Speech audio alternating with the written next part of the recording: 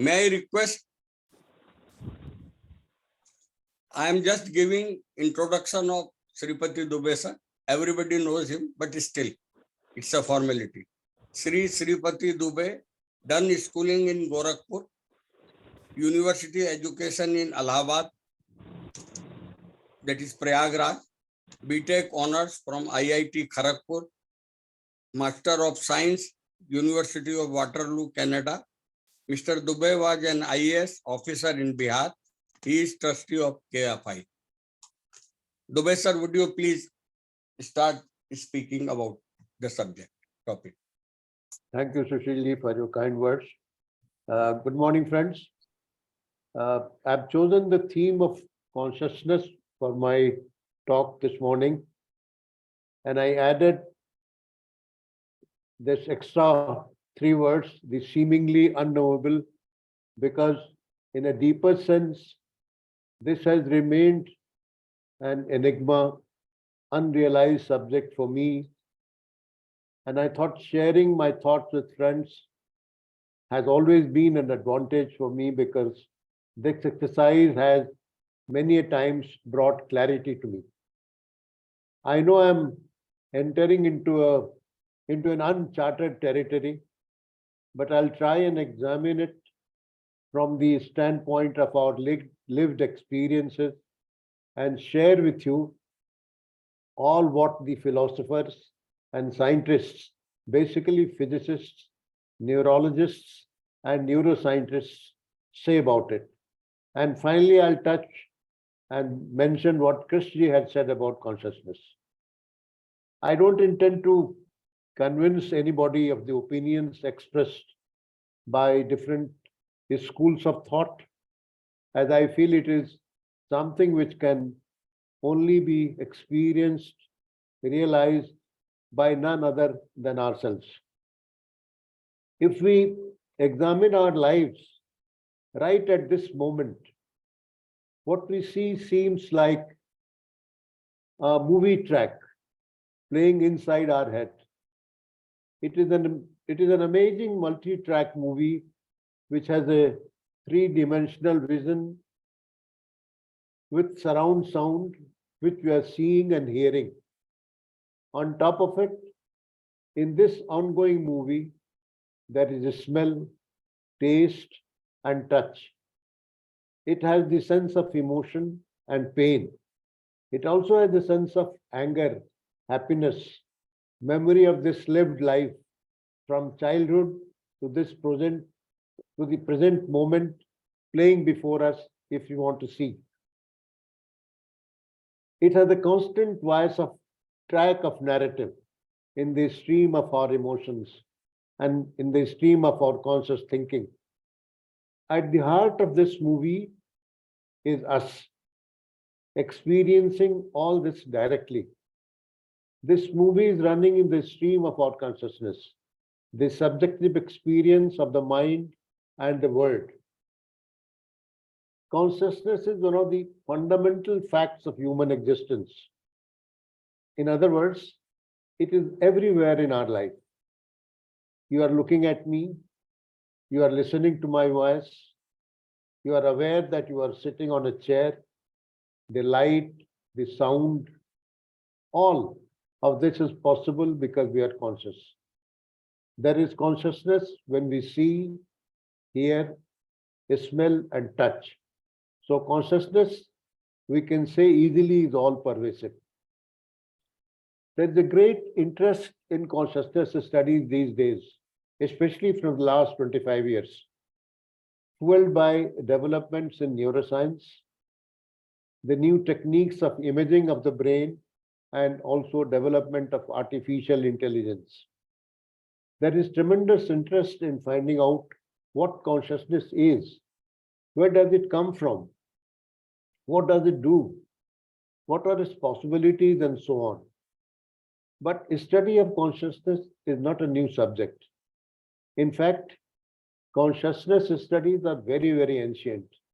Upanishads, the ancient Hindu philosophical studies, had made a remarkable breakthrough in consciousness studies more than 5,000 years ago. The those insights into human consciousness were developed in this body of philosophy called Vedanta. I'm sure many of you would be aware of this.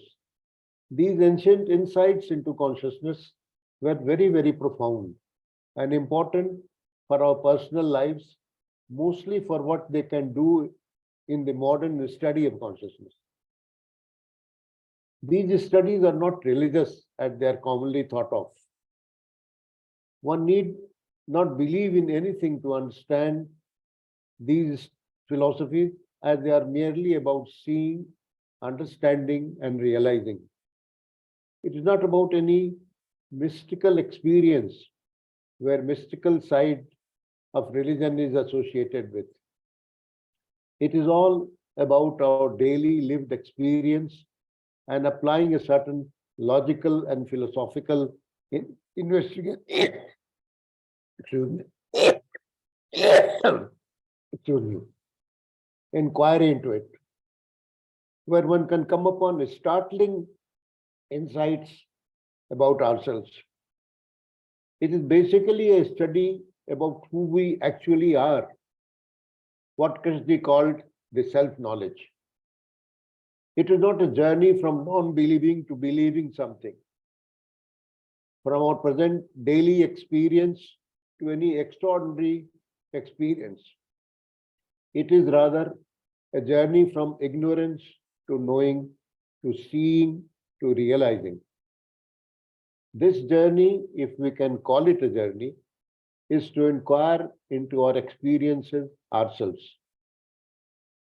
We normally identify ourselves with our mind.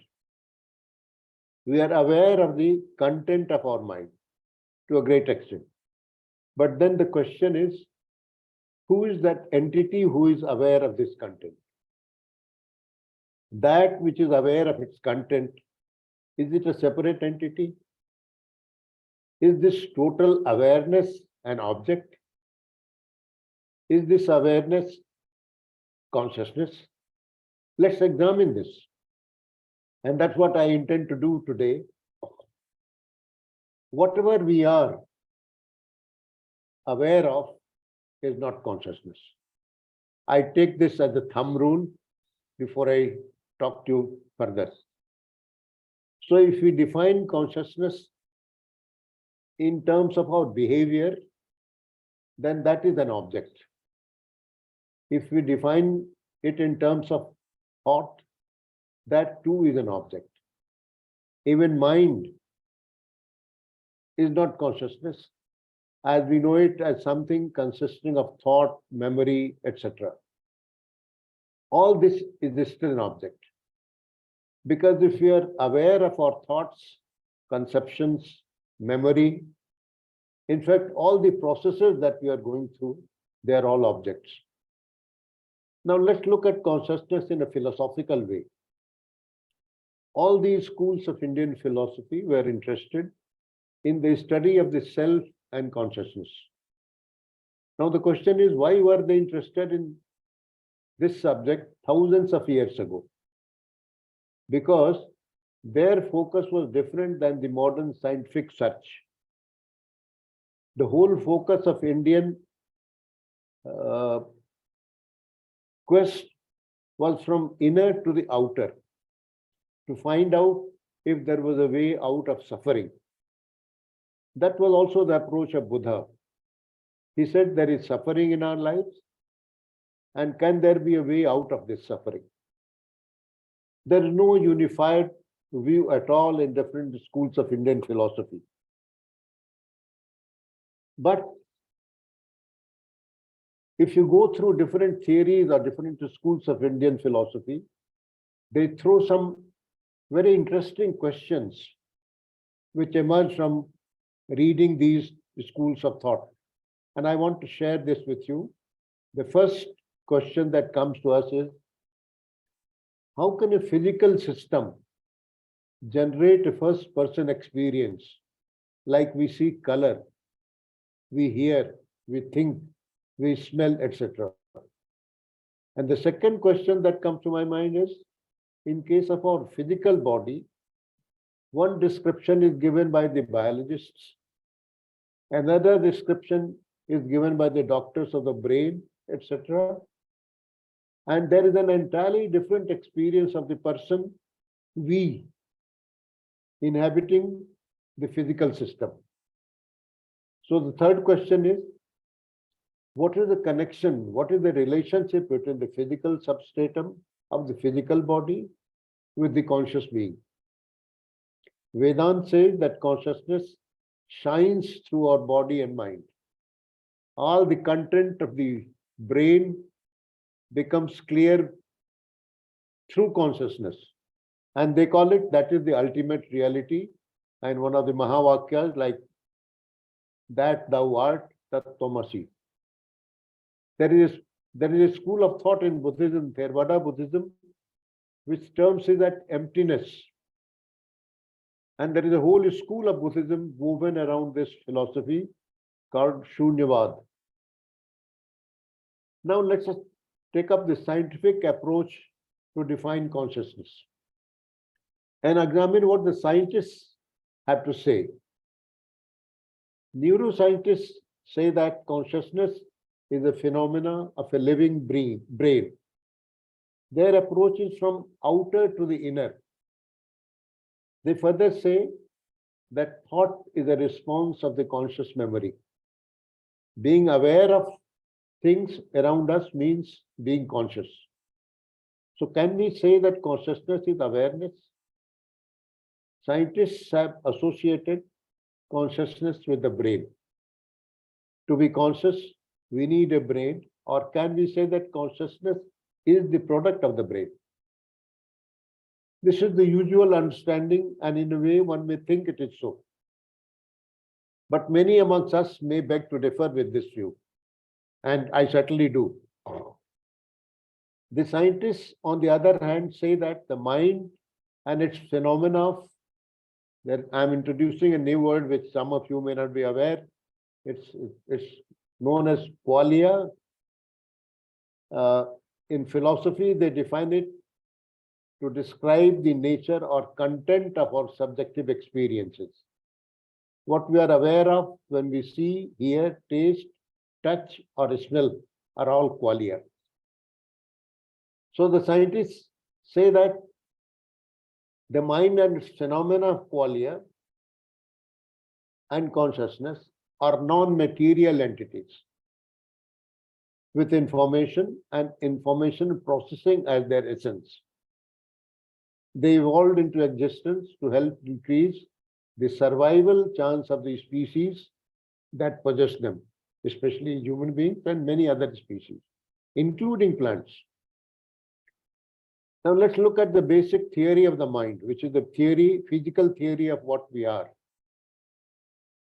Why do we have the mind, the qualia and consciousness as they are, manifesting phenomenally as vision, sound, smell, emotion, thought, etc., that we can experience mentally? Why we are not like computers or robots, doing everything in the dark without those phenomenal manifestations occurring? The answer is because the mind, qualia, and consciousness that manifest phenomenally have additional physical effects from their phenomenal manifestations. And those effects help increase our survival chance and that of our species. How do those phenomenal manifestations, the seemingly non-physical manifestations, such as the vision of red color, the musical sound, and the happy emotions in our mind, occur from neural processes, which are just physical processes?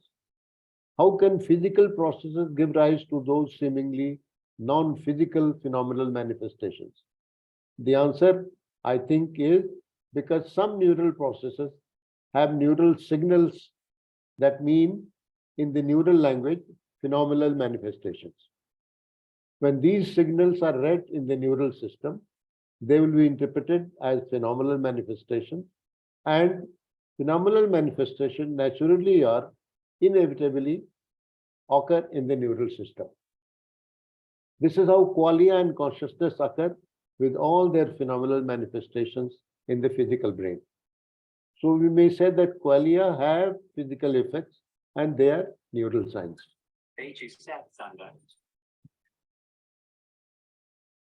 Excuse me.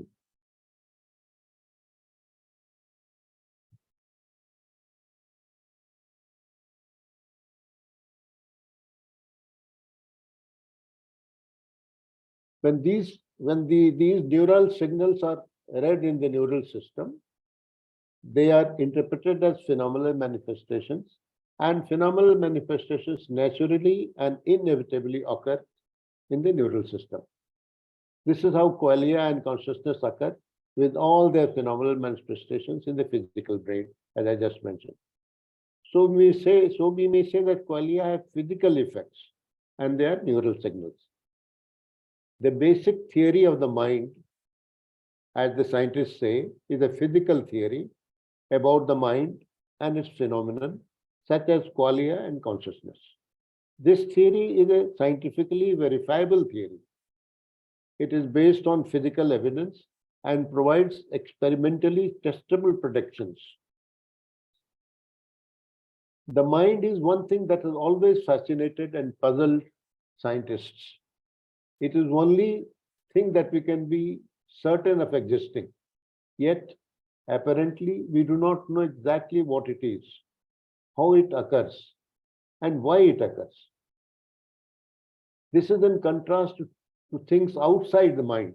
For example, houses, cars, and even other people, which we cannot be certain that they really exist. They may be just illusions. Yet, apparently, we know what they are, how they occur, and why they occur.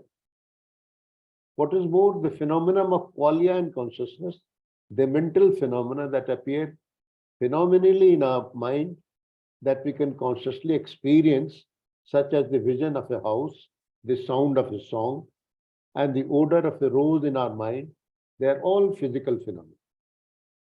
They are governed by physical laws and are physically depictable, such as the red color, as it appears phenomenally red in our mind, and our phenomenal conscious awareness and experience of that red color have always been baffling. What is their nature? How and why do they occur?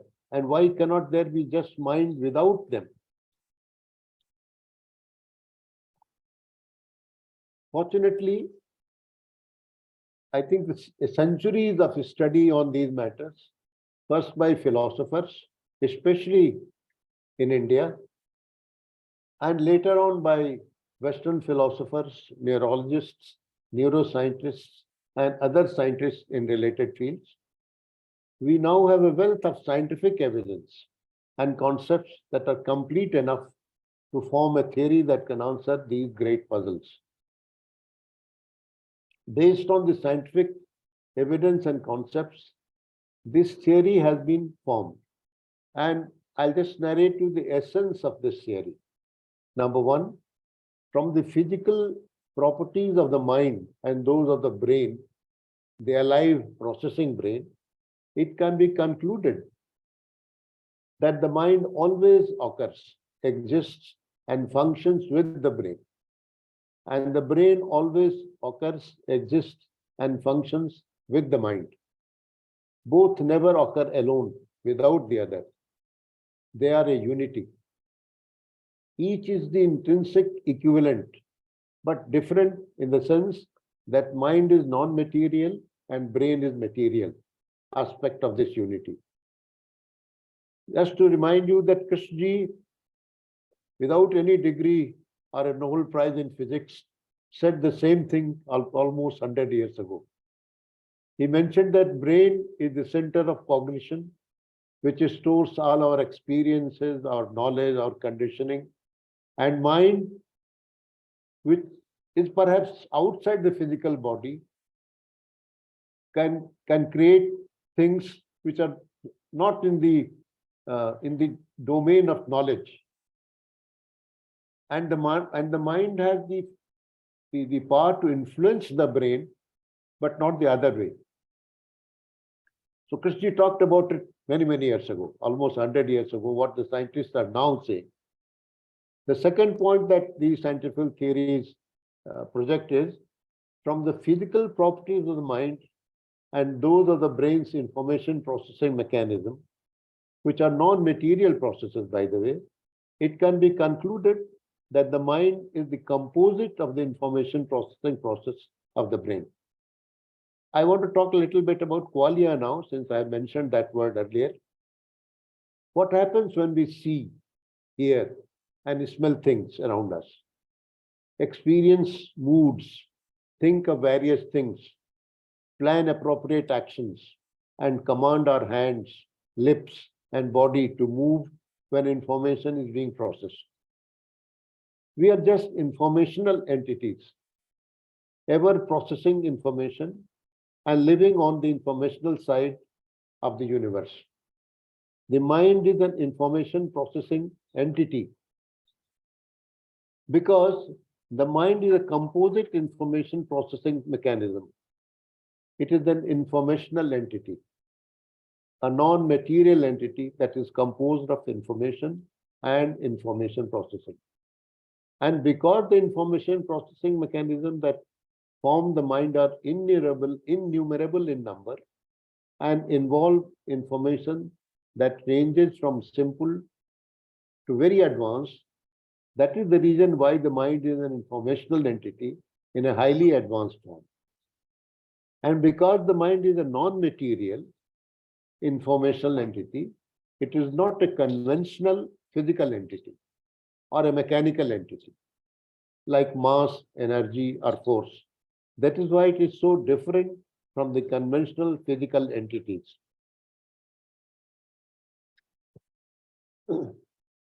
Like the mind and qualia, consciousness is also a non-material. I think we can conclude that from the scientific theories. And it's basically an informational entity, not a mechanical entity.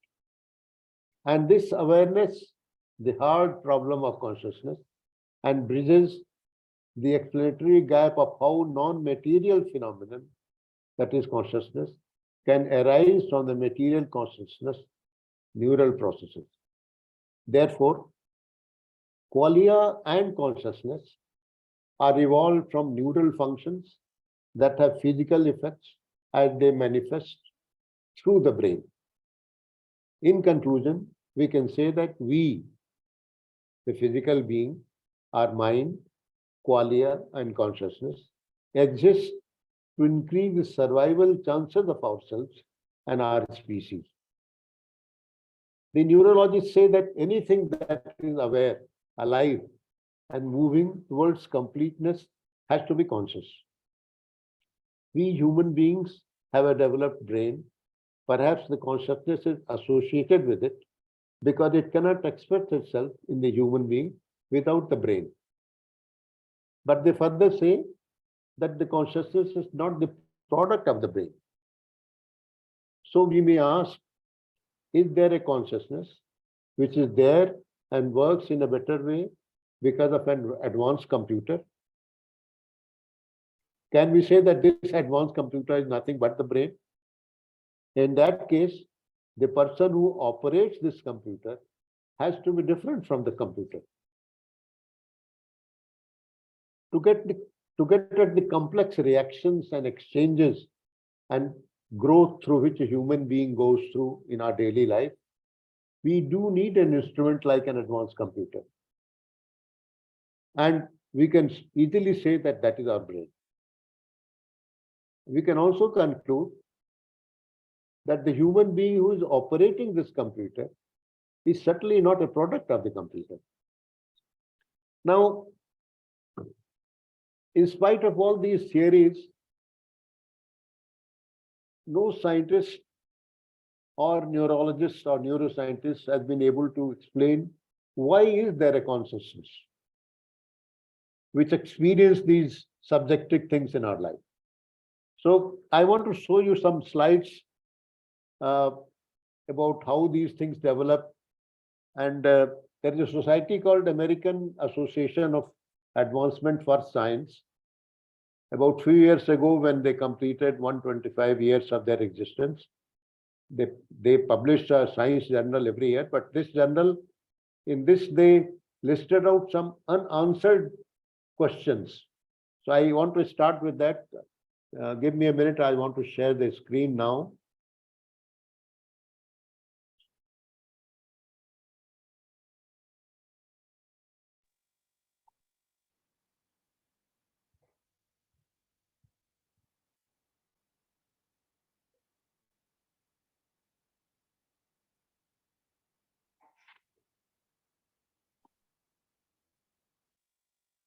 Can you all see this?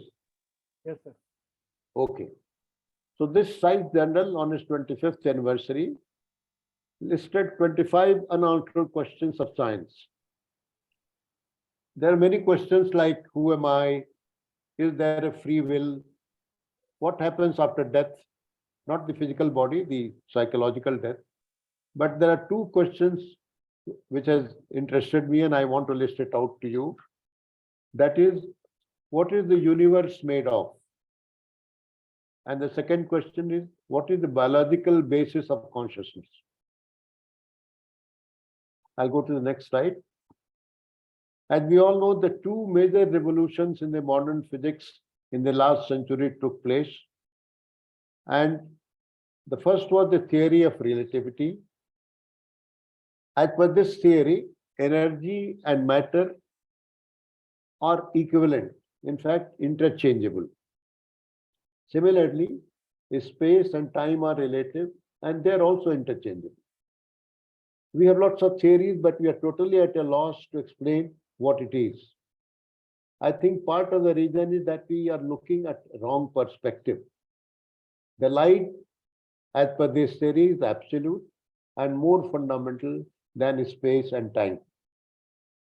The second theory, which came little later, was quantum theory. This theory talks about the wave particles, complementarity, collapse of wave function, and uncertainty principle. Like, even when we observe a particle, we don't know what its energy is. Let's see the third part, the third slide. Richard Feynman, who was an American physicist who got a Nobel Prize in 1965, has also worked with Einstein, said nobody understands quantum physics. I'll go to the next slide now. The conclusion of these theories, the theory of relativity and quantum mechanics, is the space, time, matter, energy are not absolute. And second, there is no fixed material world. Third point, consciousness, observation, knowing play a crucial role in it. I'll go to the next slide now. So the question is, what is reality? There are two kinds of reality. One is the physical reality, the world out there where we live. And the next one is experience reality, what appears in our consciousness.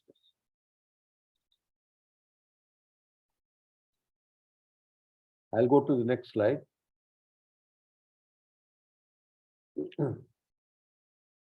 Outside experience, outside world is experienced by the brain.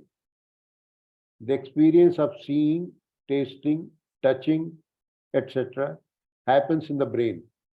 So we are actually living in a virtual reality created by the brain.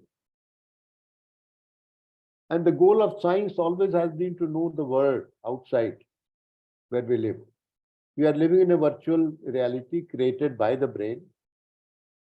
What we see is creation of a representation of the world.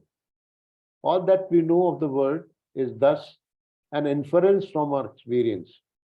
It has to do with knowing, and knowing takes place in consciousness. We imagine the world out there, out of our experience. When we see the green leaves of a tree, there's nothing green there. Those leaves send certain light signals, certain energy to our eyes, the retina processes it. These are not green impulses. These impulses then go to brain, which processes it and comes out with an experience of green leaves. This green color is in our experience. So is the smell of a flower. That perfume is only in the mind. Let's go to the next slide.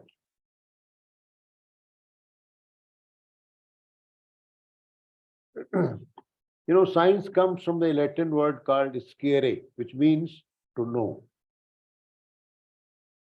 And consciousness comes from the same Latin word, conscere, which means to know with.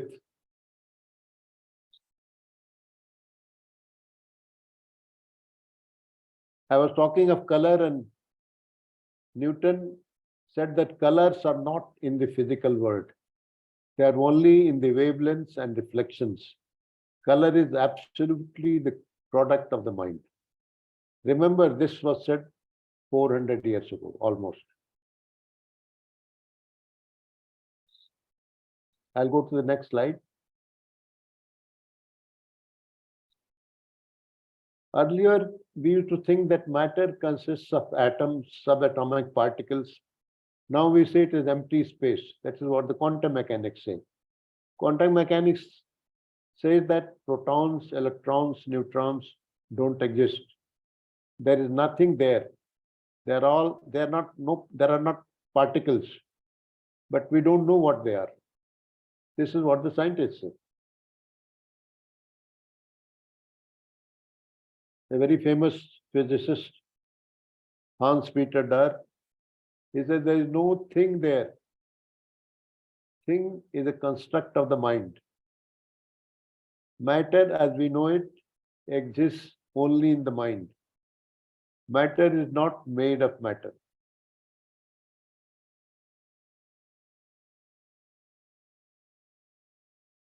I'll go to the next slide.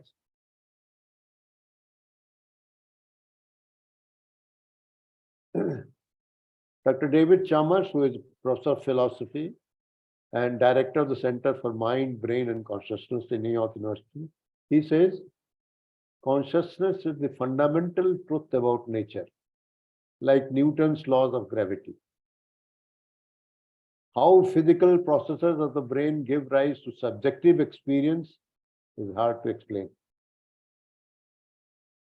Now, this is what the neurologists and the philosophers talk about consciousness. I want to go to the next. Before I go to the next slide, I will say that our consciousness or our senses respond to information which is processed in the brain. All material world appears in the consciousness. Basic assumption here is that brain is somewhat involved in the consciousness. Brain is certainly involved in the processing of the information and generating the reality in our consciousness. But does it condition our experience? This is something we need to look into. Does it generate the capacity for experience? Brain affects what appears in consciousness. But does it create consciousness? These are questions I think we all need to ponder. So there is something totally unconscious that is producing the consciousness. Some magic is going on, but the scientific world has no clue about it. Consciousness goes all the way down to nothingness. Consciousness is everything.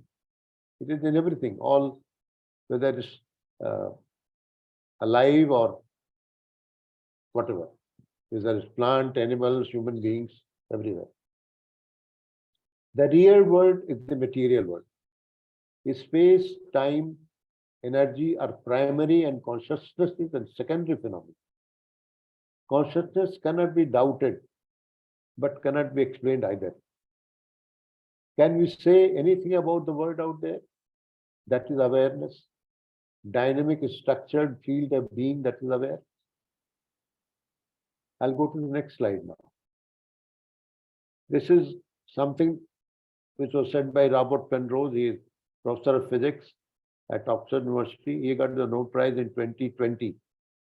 He said, Consciousness must be beyond computable physics. But I think something is going on in our brain which might resonate with religious beliefs. So science is not able to explain what consciousness is. A question arises to why don't we see everything as consciousness? Because consciousness is not a part of the matter. We perceive an unconscious material world and wonder from where consciousness comes into being. I want to share some more slides, what the philosophers and mystics have said. I'll go to the next slide. Alan Aspect, John Clauser, and Anton Zeilinger, the winner of Nobel Prize in 22 in physics, says the universe is not real. So this is coming from science. Ramana Maharshi said, I am is the name of God. God is none other than the self.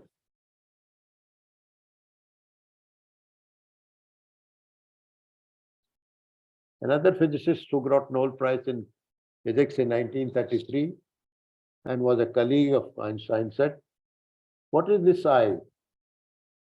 You will on close introspection find that what you really mean by I is the ground stuff upon which all experiences and memories are collected.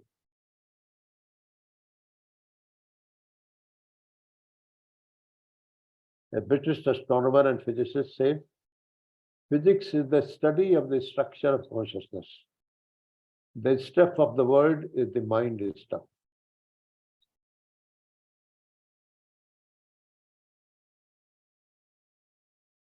Some quotes from mystics. It is not so much that you are in the cosmos as that the whole cosmos is in you. This is Meher Baba.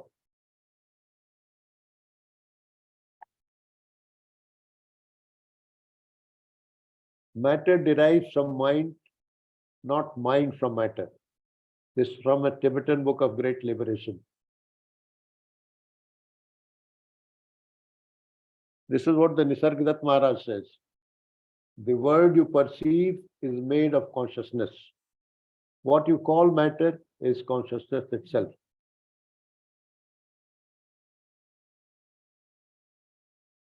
There was a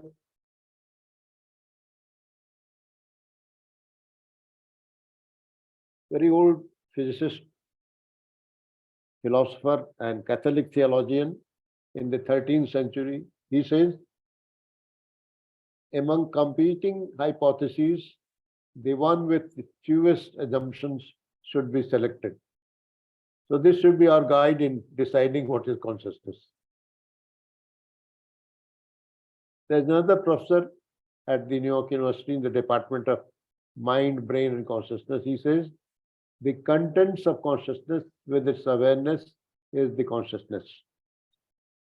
Do you see the similarity what Krishnaji talked about 100 years ago? This is the way Krishnaji defined consciousness. I'll go to Vedant now. Vedant says, whatever we are aware of are all objects. And that which is aware of all this is total awareness or consciousness. Consciousness is what makes experience, perception, thinking possible.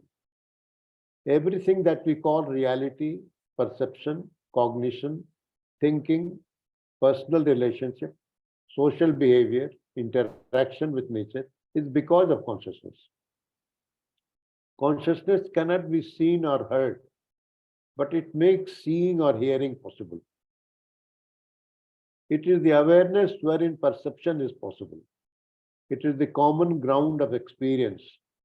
It is prior to subject and object split. The concluding theory of Vedanta, consciousness is not an objective phenomenon. It is not an object of knowledge. but that which makes all knowledge possible. The consciousness, which is independent of body and mind, is a subject and not an object. Matter is an appearance in consciousness. It is not different than consciousness. Now let's go to what Krishna talks about. Krishna says, what is thought or thinking? Are thought and consciousness two different movements? Are these two related? Thought is a part of emotion, reaction. Conscious means to be aware of, to have the whole field where mind is aware. Our whole life relationship is based on thought. This is based on experience, knowledge, memory, and reactions of that memory is thinking. It's a material process and is always limited, except the ending of knowledge. What part does that play in consciousness? And what is consciousness? So if others say, so our consciousness is made up of its content. One must ask if the thought can end ever. Thought that has enormous energy created from millennia, can it end? Can those things that thought has created in our consciousness with the enormous energy, can it end? There is no system to end this. On realizing the nature of thought, its superficiality, the conflict it creates, is this the reason to end the thought, if this is possible? If the thought ends as it is a material process, thought itself becoming aware of its movement. Now he gives a very good example. Let's take greed as an example. Observe it as it arises, without naming it. If this observation is without any motive, then thought comes to an end.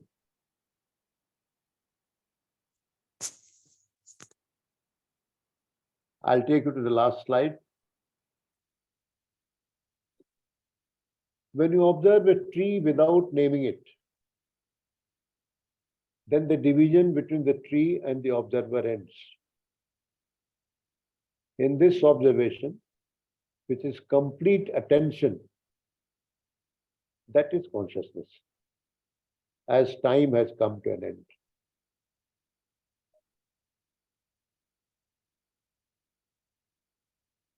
I think I'll close here, and my purpose was not to guide you or to give an answer. The purpose has entirely been to create doubts in your mind, to bring out questions so that you inquire and find your own answers. Thank you. Thank you very much, Dubey sir, giving so much information about consciousness. But information does nothing. Absolutely. Quotes, we read the quotes, something happens, but that's a process only. Yes. May I request Harshad Parekh and then Shankar. Harshad Parekh, would you please unmute and say? Harshad Bhai, yeah. Yes. Thank Please. you, Dubey. Are you able to hear my voice? Yes, Yes, yes. yes. Okay. Yes, this topic is very, very mysterious, very difficult, and we don't know the whole thing because this universe or matter was not created by us, and then the life came into existence, and the life was also not created by us, and then came the mind in human beings. That is also not created by us, but we are using the mind. So there is a mystery which we will not be able to solve. What is consciousness? Who created the universe? We will not know. Our brain is not fully developed yet. But I think our purpose, human beings, we want to be free. We want to be free from the problems which bother us, like fear, anger, jealousy. And that possibility exists in human beings when there is this, what Krishnaji calls awareness, is awakened, then it can see the thoughts and feelings. And these thoughts and feelings is the content, and that is what consciousness is, that can be observed. It cannot be studied like the way we study science, but we can see thoughts and feelings, and when we are able to see it clearly through this awareness, then there is a possibility of the freedom from the problems of psychological nature. So that this interests me very much because the instinct we all have, even animals have, intellect human beings have, but uh, what is required is the intelligence, which is a higher dimension than intellect. And since we are living mostly on intellect, we are not able to look very, very clearly the whole of it. But when this intelligence is awakened, it can see thoughts and feelings very clearly. And so there is a possibility of freedom.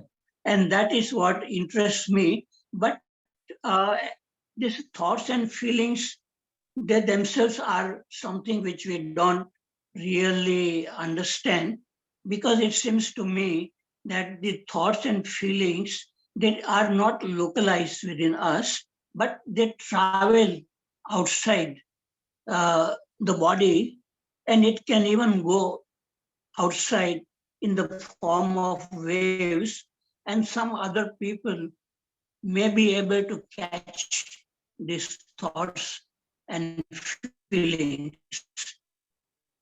So there is a kind of a kind of resonance, and that is something which is invisible, but such a thing do exist. So the consciousness is not localized within our body or brain, but it is everywhere. And it cannot be studied, but it can be felt. People who are very, very sensitive, they can sense something. Those people who are clairvoyant, or people who have a telepathic mind, they can sense something. So it is the whole mystery, consciousness, and I would not like myself to go very deep into, but my preference would be to just look clearly at thoughts and feelings and see whether we can go right at the source of thoughts and feelings. And then there is a kind of a silence in which there is a kind of newness or freshness happens. That interests me more than studying consciousness like the scientists do. I have no interest in studying consciousness that way, but observing our thoughts and feelings, and be free from the problems which we create for ourselves. Okay, I have said enough. Thank you. Thank you. Please excuse me, Shankar. I will like to have some comment from Dubey sir, because in the crowd of the quotation, I wanted to know what is his opinion about Harshad Parikh's philosophy or Harshad Parikh's view. I tend to agree with what Harshad Bhai mentions, that consciousness is not something which can be explained, but our lived experience, the subjective experience, can be seen in a field, and that field is consciousness. Of course, it manifests through the brain, and Krishnaji says that when the whole content of brain is completely removed it becomes mind, and that is consciousness. Now, that is an explanation, that is a theory. But for us to know what consciousness is very, very difficult. But we can experience how the subjective thoughts are revealed to us. That can be explained. So there I agree. And to know that, to study that, one has to have a quiet mind. One has to have the freedom to look, as Harshad Bhai quite often says. So I agree with that. Yes. Thank you, Dubey sir. Shankar, you may now unmute and say. Shankar, please unmute. Good morning, everybody. This is one of the best meetings I've ever attended, because the information, the slides is mind blowing. Shankar, please be visible. I had to wear a t-shirt. Give me a second. You can say that as it is. It's okay. But sir, you don't have to praise anything. Just be factual. Yes. Sir, I wanted to see him in without t-shirt. Yes. We are talking of consciousness. So I was very much happy the way the slides have been constructed. There's a lot of information in that. I'm thankful personally to Mr. Dubey sir, and I request him to share those slides. Can you hear me? Yeah. Yeah. I think the recordings will be shared and they will contain the slides. Yeah, and on your computer, there's one more folder by name links, important links from Gautama. I want you to share that also to me personally. You send your email ID. I'll share that. Sure, sir. Sure. Coming back to this, what you're saying, what I personally felt is today after listening to all this is, if there is no object, there is no subject. If there is nothing to perceive, there is no consciousness even. If there is no thought, if there is no object in front of us, if there is no content of consciousness, there is no consciousness. As Krishnamurti ji himself says, if once the content is empty, there is no consciousness. So I think object is also playing an important role here. When there is nothing to perceive, there is nobody is to see that, perceive anything. That's all I want to say. Thank you. Thank you, sir. Shankar, I just want to correct one thing. Permit me to do that. Krishji said that when the content of the brain gets empty, then that is the consciousness. Because there is no content. It's pure consciousness. I just wanted to correct. That's all. Yeah. But nobody has felt it in the group. When there is no content, if somebody has felt it, I don't know. I think we are talking of intellectual knowledge here only. Okay. If it is intellectual, then it's fine. Dinesh Waghmare, you can get more intellectual now. Dinesh Waghmare, please unmute and share knowledge. Actually, a very good presentation, I would say. And Dubey sir has covered all the theories almost.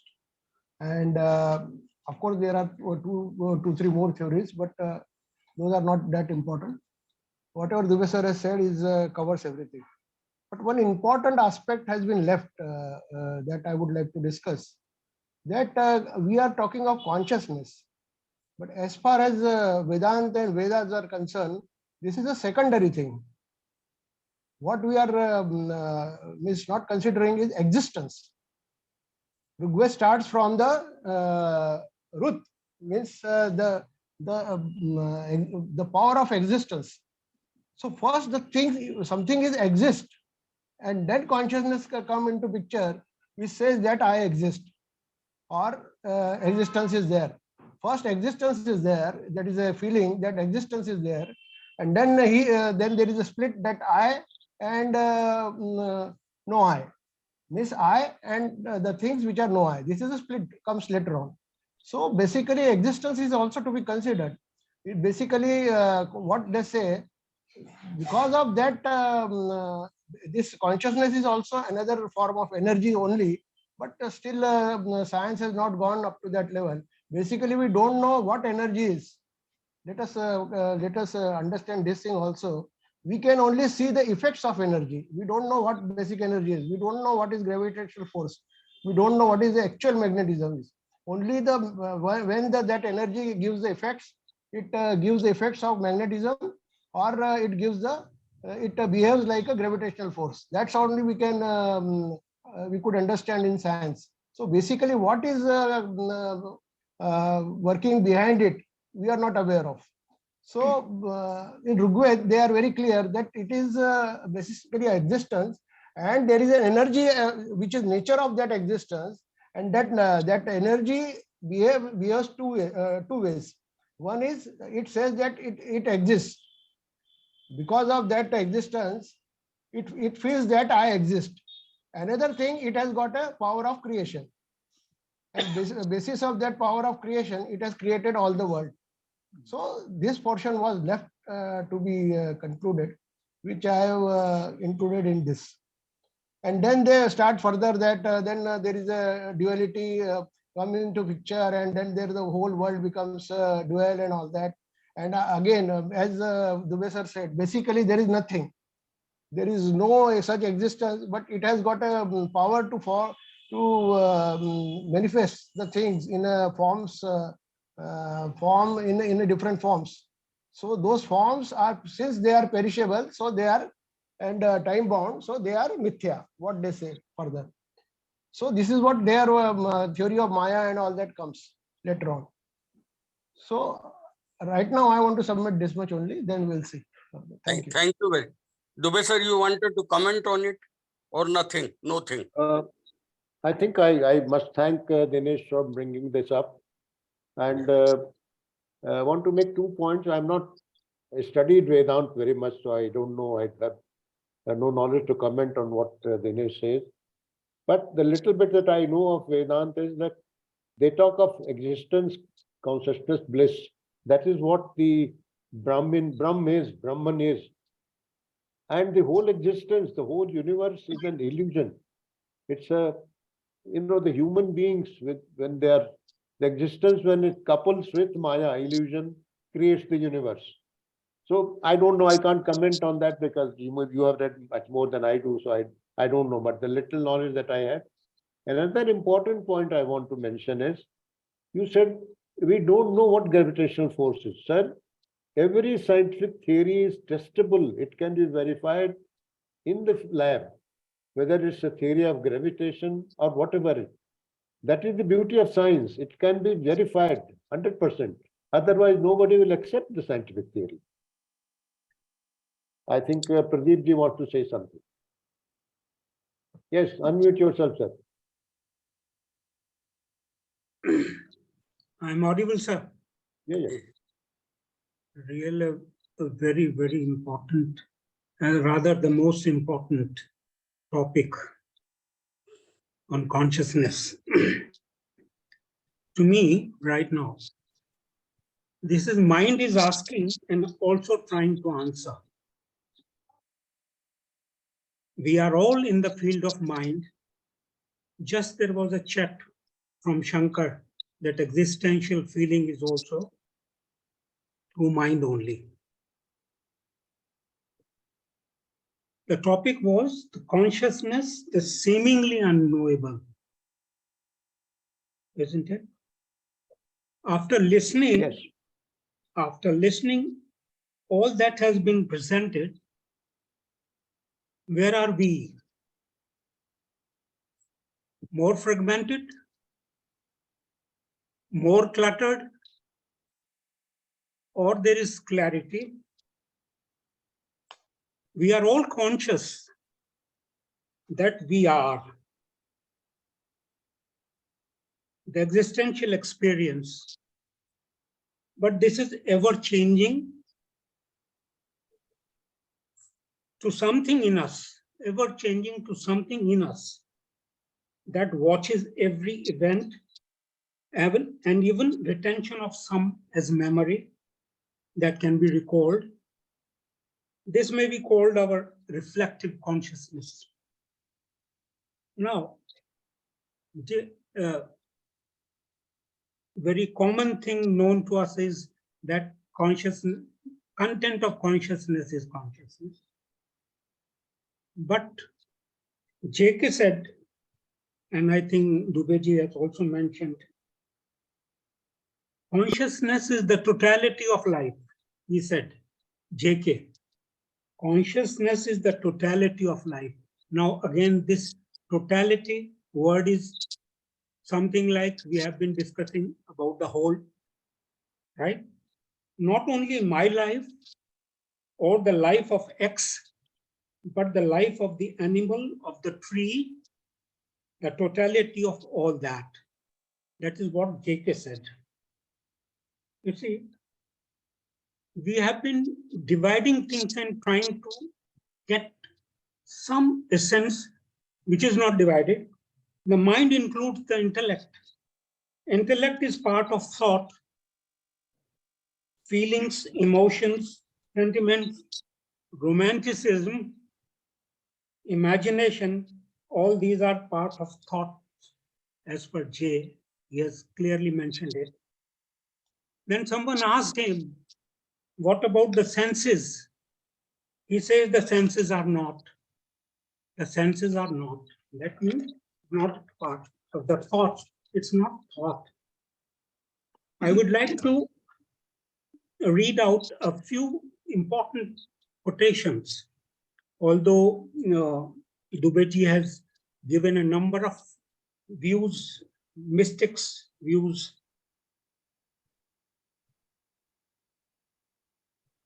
This is Nisarg Dutt. Consciousness depends on the body. The body depends on the essence of food. It is the consciousness which is speaking now. If the food essence is not present, the body cannot exist. Without the body, would I be able to talk? Can you do anything to retain this sense of I? As it came spontaneously, so will it go. It will not forewarn you by announcing, I am going tomorrow. Then another interesting, very interesting, those who come here with the idea of getting knowledge, even spiritual knowledge, come here as individuals aspiring to get something. That is the real difficulty. The seeker must disappear. When you know your real nature, the knowledge, I am, remains, but that knowledge is unlimited. It is not possible for you to acquire knowledge. You are knowledge. You are what you are seeking. Your true being exists prior to the arising of any concept. In the absence of consciousness, is there any proof of the existence of anything? I think this was also talked about the dialogue between Einstein and Rabindranath Tagore. In the absence of consciousness, is there any proof of the existence of anything? Consciousness itself is mind, is thought, is all phenomena, all manifestation. Apprehending this is being dead to I am the body while alive. So these are certain important things which I wanted to share with you, that the more we divide, the more questions will be there, the more questions are there, and ultimately talking of a peaceful mind that can only know things as they are. So exactly what are we doing? We are doing a a process that itself creates more questions, that itself creates more queries, that itself creates more interest in something which we don't know, or something that has been told. This is what I feel. Thank you, friends, giving me time. This is what I wanted to share. Thank you. Is there anything to be given by Dubey sir? Or I must say Dinesh Waghmare again? I think we can go to the next person who is asking question. I have nothing to say on this. Shankar. Shankar, you are writing so many things. Please ask direct. Oh, thank you. I wrote only one thing, if I remember. Okay. What suddenly struck my mind, that's why I requested to speak again. T-shirt is already there. Please be visible. Okay. Okay. That is my awareness, nothing. Yeah. See, actually,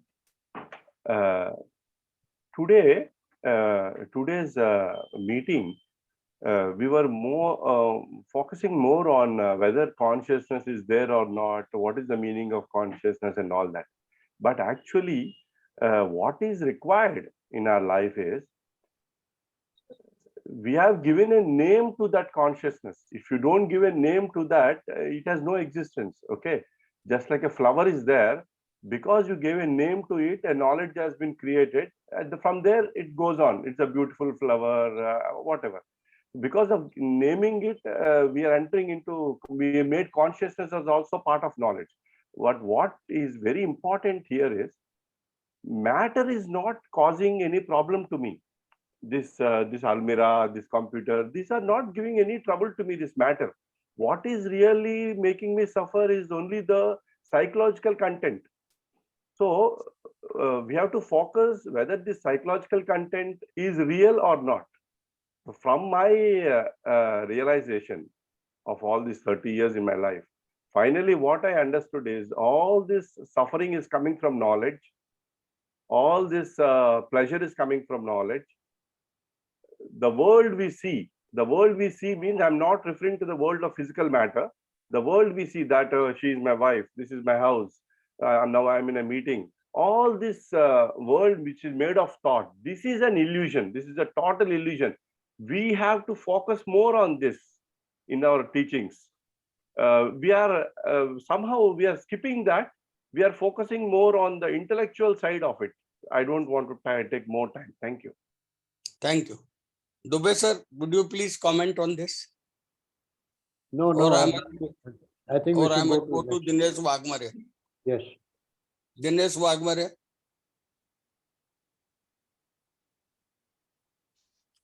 Dinesh Waghmare, please. Yeah. First of all, I would like to answer Dubeyji's statement that we know gravitational force and all that. One thing, sir, we have to what knowledge about science, how science works. When science is able to understand a phenomena, its whole characteristics, it can put it in boundaries, then only we say that we know. But actually why this is happening, that is not known. Say for example, earlier electromotive force was not known. Then we came to know that this is electromotive force. When we know the characteristics and all that, and then we said that this is electromotive force which is behaving in this way. Then we were able to convert it into mechanical energy, motors we made. Then we said that electromotive force can be converted into this also. So these are all effects. Say till this time, gravitational force we cannot convert into any other energy. This is a fact. So later on, in the case of solar, we could convert light also into the electrical energy. So we said that since these characteristics are there and this effects are there, so this is we have given a name to it, that this process can be done. But why this is happening? What actually they are making it to happen, that we don't know. So we don't know the basically cause of any energy, but only a particular type of energy, it behaves in this way, that we know. So this is to be considered. Another thing, what Shankar raised the point, that thoughts are making problems and all that. See, basically here also, to a boy or to a college going student or any young man, basically thoughts are also not giving any problem, like almirah and other things. But since afterwards he starts lacking energy. See, if you are having ample free energy, then you can just see the thought, and thought will not trouble you. Thoughts are basically associated with the different kinds of energies.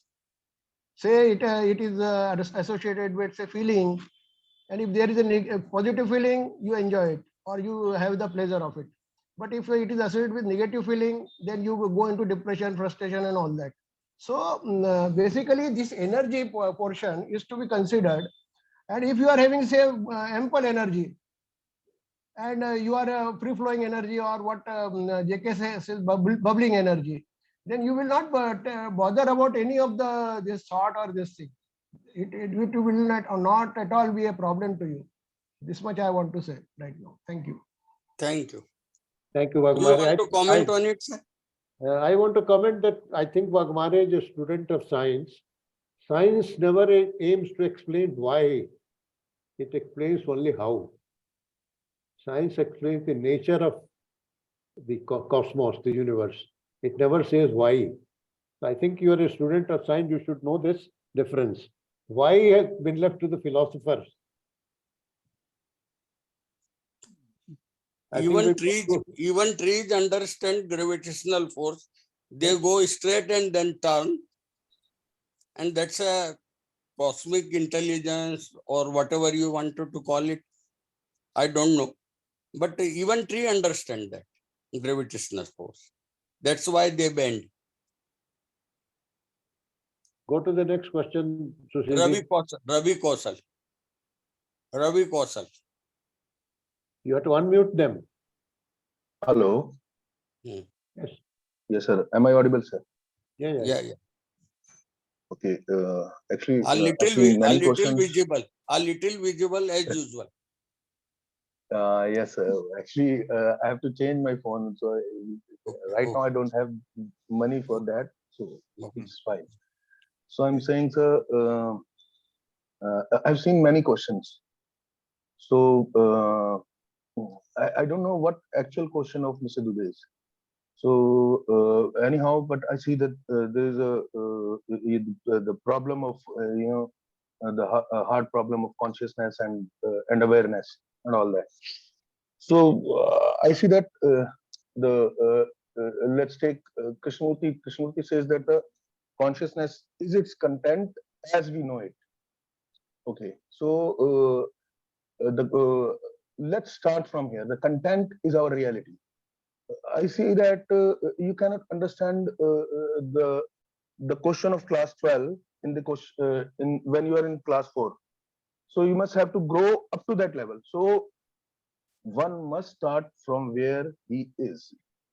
That is the first step, I think. So it's consciousness. The very word consciousness has many meanings. Actually, it depends on the context.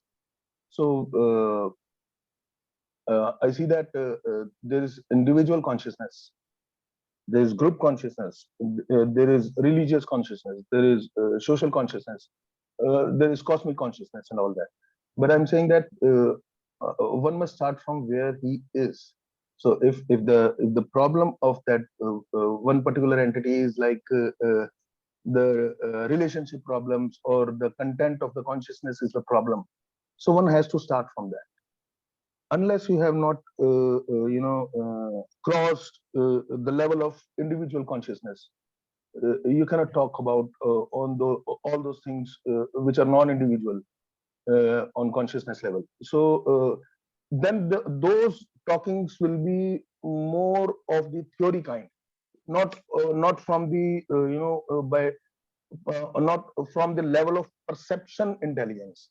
So I'm saying that if you want to understand consciousness, so one must start from oneself.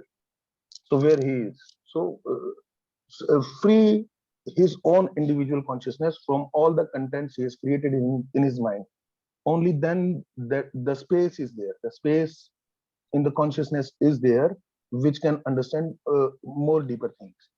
So the consciousness as we know it, the content that the Harshad always talk about, that the perceptions of all the content, that is the one thing which I think the very perception, the perception is not of the quality of the same consciousness which is on the level of thought and thinker level. When the thinker says that I must end the greed or end the fear, that is the that is the thinkers creating problem and continuing itself kind of thing. So I'm saying that the perception is not the quality of the thinker. So when you perceive the thing, perceives your feelings, and then the perception of the thought itself, the creation of that complex thing should be, and what is, and what should be, like, kind of things and ideas and all that. The perception of all that, the totality of the perception, what that perception bring space in your consciousness. The content may be there, but the consciousness is free from that clutches now. It's not like when there is anger. So suppose you carried away with the anger because you have a reactive mind. So you carried away with the anger. But when you start seeing, when you start feeling it with the whole senses, when you start feeling it, the energy of the anger, then there is a space. The perception always demand a space. Only in perception there is a new space. So and then there is I think there is मतलब एक ऐसा space जरूर हो जाएगा आपके पास कि जो कि फिर आप डीपर क्वेश्चंस को देख सको, क्योंकि then there is a quality of perception also increase.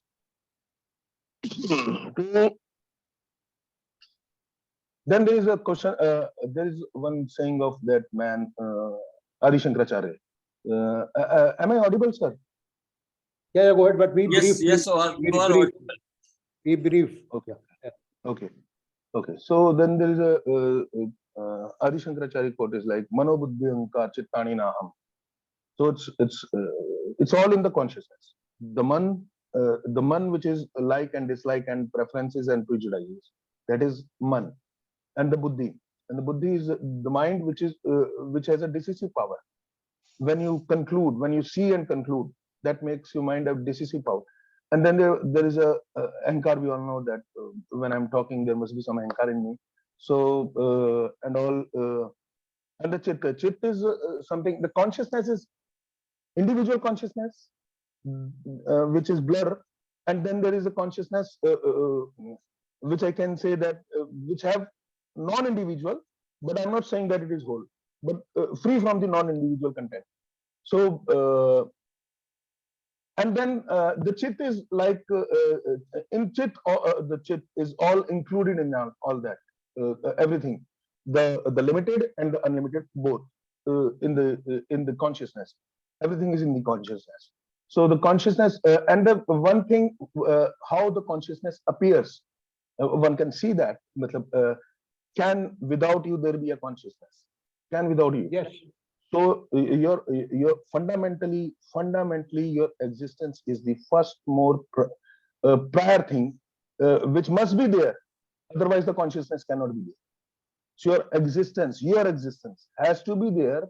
Otherwise the consciousness, any talking of conscious, even the talking of no consciousness cannot be there without the beingness. So I'm saying that the consciousness and the beingness and the consciousness and the beingness comes together. It's like a flash. It's always flashing. It's always flashing like. So Okay. Thank you. Let's close it, Ravi, because there are other people who want to. Okay. No problem. We need Durga for her smile now. Arun, I will take you later on. Durga Rani, please. We need your smile. We need your smile. Sushil, we need your smile. Durga Rani, please. Please unmute. You have to unmute her. You have to unmute her. Yeah, Modak, please unmute. You can also unmute.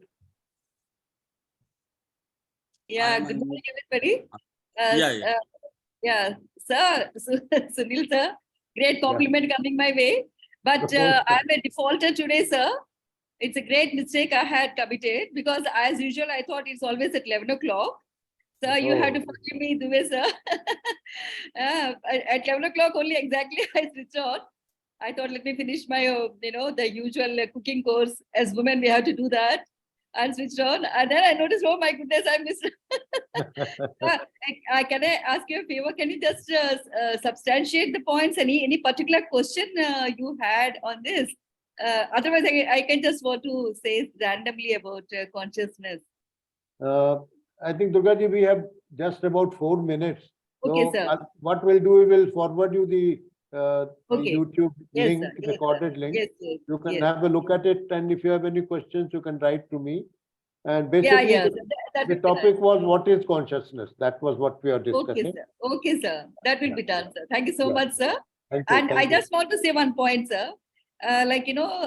Just going by what the previous speakers have said, like till the time it doesn't touch you, doesn't come to you, doesn't knock at your door and make you sit and wonder about these things, I think one doesn't get aware of either awareness or consciousness or anything like that, sir. I feel consciousness is even deeper levels of awareness, sir. When you start, I don't know, this is my understanding. Anyhow, I will elaborate my answer as you have said, sir. Thank you so much, sir. Okay, Thank sir. you. Thank you. Thank you. Thank you. Thank you. May I give a chance to Arun first and then your comments, sir? Okay. Last one. Arun, you are Okay. the last one. Please be brief. Okay. Good morning, everyone. So actually, as per your dialogue today, whatever you gave now, I just realized, I could recollect that the consciousness is directly related to the mind, something like that. And when this consciousness we empty it, then the mind, it has a direct effect on the mind also, which hereby becomes quiet and empty. Is it something like that? Thank you. I'll Dubey answer. sir, last comment from your end now. I think it's I'll. already 11:27. 3 minutes are left. Would you please summarize again? Yeah. I'll just answer Arun. And Arun, I was mentioning Krishnaji's. We may agree or disagree with what he said, but he said, he made a distinction between brain and mind. He said, brain is the center for all cognition, all our experiences, knowledge, conditionings, everything are stored in the brain. And he says, when the content of the brain gets emptied, I look at it in a different way. When the content doesn't create any ripples in our thought becomes totally silent. In that state, Krishna said that this brain becomes mind which is not a part of the physical body. And then it becomes consciousness. So this is what Krishna says. One can question it, one can test it out in one's life to see whether it's true or not. I think Ravi Kaushal made quite a confusing statement. She said there is an individual consciousness, there is a collective consciousness. Krishna said that consciousness is one. It's a universal consciousness. Because consciousness is not part of the body. The physical body could be there or not there. Consciousness will always remain. Consciousness is not part of the body. We may disagree with it. I'm not saying that what Krishna says is right unless we test it out in our life and agree or disagree with it.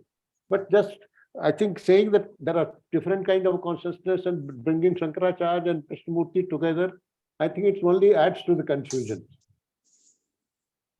In the end, I have nothing else to say. I didn't intend to answer any questions. My purpose was only to raise questions so that you have doubts on them and you can explore.